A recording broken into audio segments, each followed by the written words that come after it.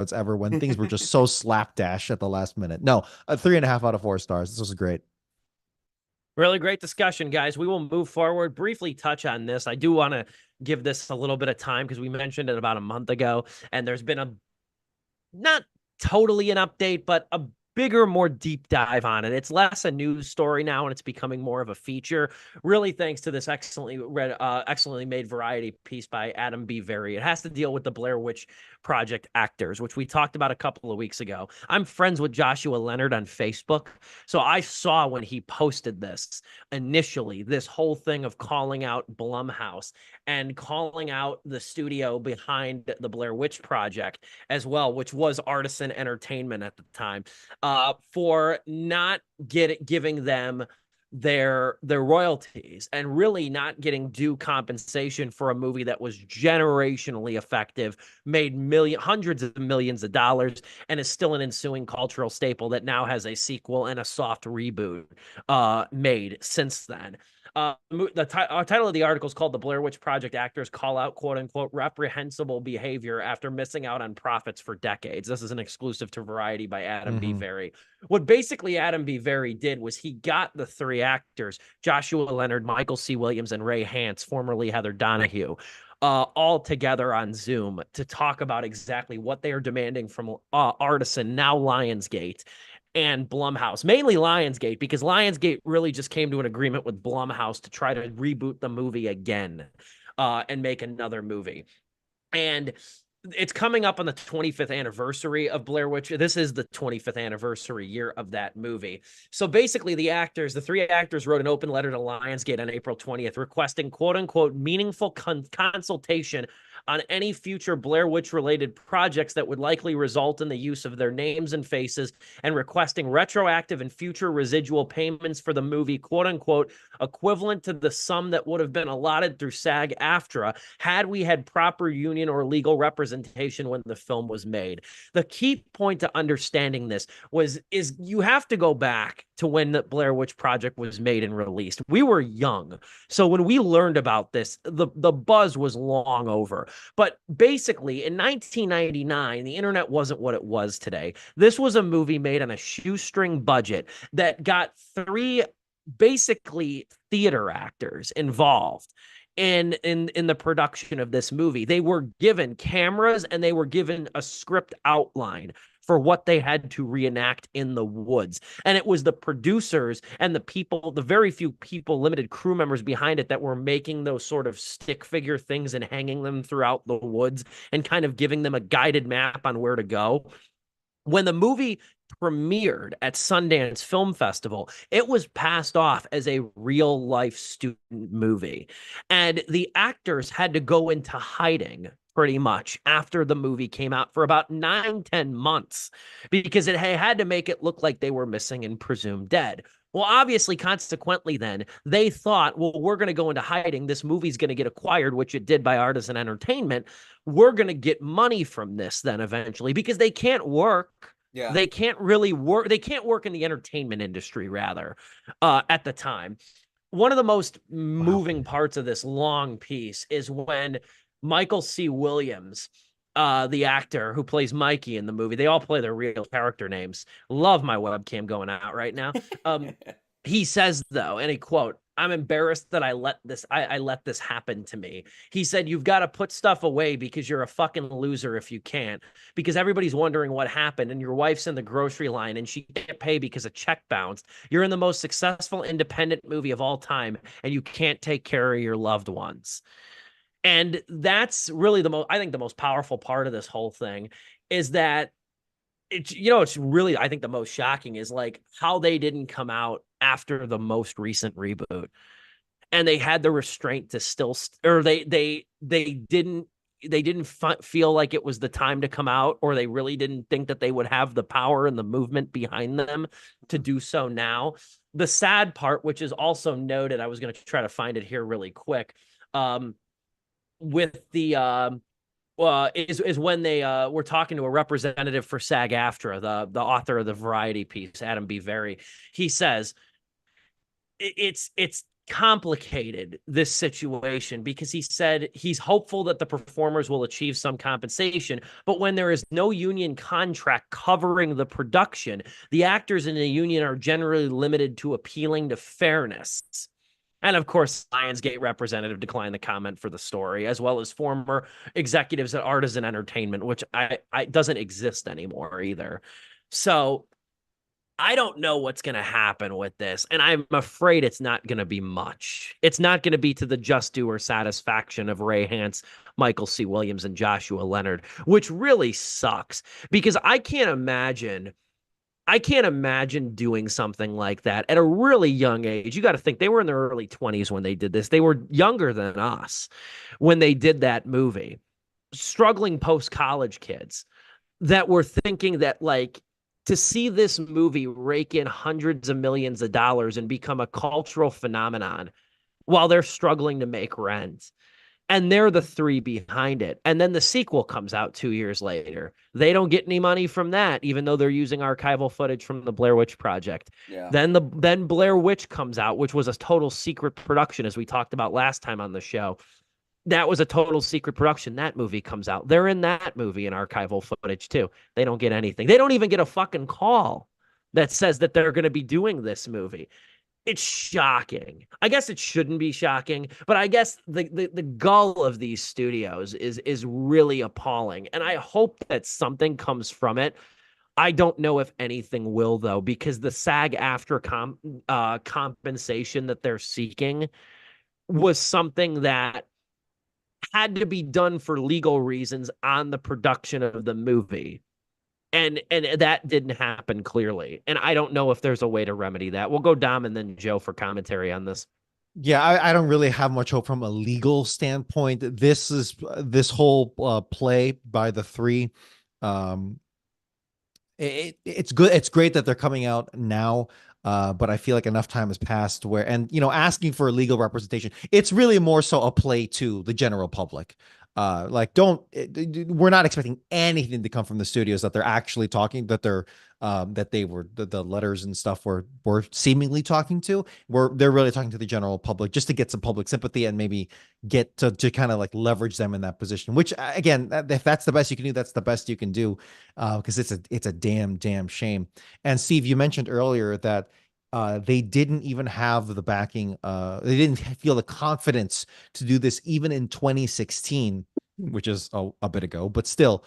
And that makes perfect sense considering the environment at the time. But here in 2024, they absolutely do. So I really can't comment too much more from this other than shout out to Variety for featuring this article. But I will say that this is this specific story of these three and what they're doing right now is a really interesting knockoff effect of the labor movement that we've been seeing in the past several years with the WGA, with SAG-AFTRA, and just in general, this kind of class consciousness, et cetera, et cetera. And I don't mean to get academic, but I'm saying, like, you're right. If they didn't feel this way in 2016 and not in every year subsequently, what makes it about it now in 2024 that gives them the courage to do this? It could be other things, like maybe they're more desperate. I really hope not, but maybe there's some things in their personal life, financially or what have you. I forget if they mentioned it in the story. That could be a thing that does happen, but I really think it's just the wider consciousness of like, hey, let's re-examine how we like compensate people for their creativity and their labor. They're more abstract labor. It could be also, I mean, the most recent strike was about, the use of AI and everything, and the images used of people without their permissions and everything. So it could have been like, hey, you know what? Everybody was out and about protesting about this. Maybe this is our time to finally bring it up, because we're now in an age where it's like, people can be scanned into movies and without their permission and everything. And they just appear on the screen and whatnot. Like, Scarlett Johansson, one of the biggest actresses of all time, all of a sudden is now just an AI generated image on the screen and whatnot. So maybe that's. Well, they hired a voice alike. That's okay. Oh yeah. Anyways, Dom, sorry I cut you off. No. I mean, that's exactly my point, where it's just re-examining how we use people, use their likeness, and use their efforts. Yeah. And how do we compensate that? And that's really, really, I mean, in some ways it's not difficult when you look at the money that they're bringing in, but it does generate that discussion. Yeah. And I'm very glad that we're having that now in the wider discourse. And this Blair Witch story is certainly God, it's so influential. Literally, you can trace Yeah. back so much found footage just to any discussion of found footage, that style, alternate reality games, etc. You kind of have to mention Blair Witch. That's just how big it was Yeah. for filmmaking. Kane Pixels and the back rooms, etc. It really goes all back to there, and it's astounding that the knockoff effects from that. Yeah, I won't add too much more to this because I know we'll be bleeding, or we're already bleeding in the Sleepless OT. But it sucks to see this happen to them, and it sucks that, like, once again, like, their image is being used without their permission. They're not being compensated for it, which is even the worst part about it too. And the studio will make the movie for a very low budget, like the Blumhouse did. There's a fly in my room. And they'll make millions upon millions of profit. And it's like, man, you can't give them anything of that. Like, you can't compensate them for what they've done. And I remember the last article we brought up, I forgot which one said it of the three. But he was like, you guys haven't made a good sequel to any of the movies. Let us come in and do something, and we can actually, like, probably bring this back to where you guys are looking for it to do, like, in terms of profit and everything. And he has a point. Maybe they got something up their sleeve. They are the original creators. That would probably interest people way more in a Blair Witch sequel or reboot than anything else. Because, yeah, like, everything we've gotten, including that fucking video game that sucked, was just like, oh, dude, this doesn't capture what that movie did. It doesn't give me that same fear. And I did think the reboot from Blumhouse was okay, but it was just like, it was nowhere near the original and everything. And hearing what's happening now, it's like, oh, well, then I'd rather just not even have this reboot at all, if that means that these guys aren't getting anything that's due to them. And I'm glad too they are serving this article kind of as a please don't do what we did type of thing to future filmmakers who want to go off and do something as big as what the Blair Witch was for them early on in their career. I think it's great that, like, they are taking that message and they're trying to get it out there more than ever now. I'm especially glad, and the whole article is littered with images of them standing together. I'm glad to see they have a tight support group, because That's so it's cool. It just means, like, dude, yeah, because, like, reading the stuff, like, yeah, where he couldn't go to where his wife went to the grocery store and couldn't pay for the groceries and everything, and then he has a breakdown on camera, it seems like, as the article describes, and the two immediately got his back and everything. That is a tight group of friends who you've all been through something as traumatic, even, I would describe this, as what's happening to all three of you when it comes to this movie, and at least you have all stuck by each other's side. It wasn't like you guys went, and maybe at some point this was the case and you've come back together, but if that's the case, then glad you guys came back together. But it seems like it didn't happen, where it was like, well, I told you guys, we should have never done this, we should have done this, and then, like, infighting, right? Yeah, and then you guys have a big fallout. It's great to see that, like, they've stuck together, and I think all three of them being together is even what's helping pushing this message out even more. I completely agree. I think the unity of the three of them is really something to behold too. I think the other thing that the Variety article nails too is the fact that part of what's made this really traumatic for them, mainly Heather Donahue, now Rei Hance, who went through a period of time where she almost committed suicide, is also the fact too that, like, you got to remember they used their real names in the movie.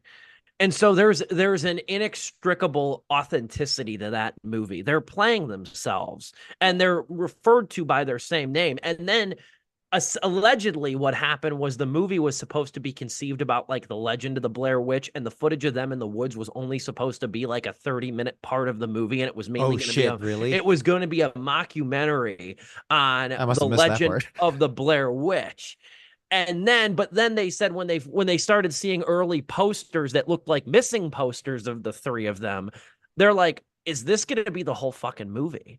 And in the beginning of the Blair Witch, I don't know how recently you guys have seen it. It's probably been about 8 years for me, but Way too long. The first 10 minutes is like the mockumentary setup of like their neighbors and friends talking about them disappearing. And then it's the footage that was found. It's like Late Night with the Devil, where they had that opening documentary. Pretty much. You have the opening context, and then you have the movie, which is what they shot too. The last thing I'll note too is that in an interview with the Philadelphia Inquirer, Rei Hance said something like, "I'm the poorest famous person in America right now," and this was back in the day. She said, "I'm the poorest famous person in America." Then she added, "Artisan reached out to me to tell me that I can't say that." Oh. It sucks. I want to still follow this story. I just don't know how much resolve is going to come from it, especially to their satisfaction. The best case scenario is like is going to be, well, they're not suing them, right? It's just an open letter. So it's an open letter. Yeah. At this point, the best thing that Lionsgate can do is a show of goodwill, which will make them look good, right? So they're appealing, hopefully, to be like, hey, Lionsgate, you can look like a real good guy if you can, compensate us a little bit. But the truth of the matter is that legally they don't have any case at all, because it's just asking for niceties at this point. Yeah. Between asking niceties or demanding just in a public outrage kind of sense, which I get the tactic. So I don't have much hope for it. Hopefully we can carve out a happy ending. And you know what? Even without the quote unquote happy ending, the three did stick together, having that solidarity. They found a way. And in that sense, I'm very happy for them. Because it could have wound up much worse for a group of folks in Hollywood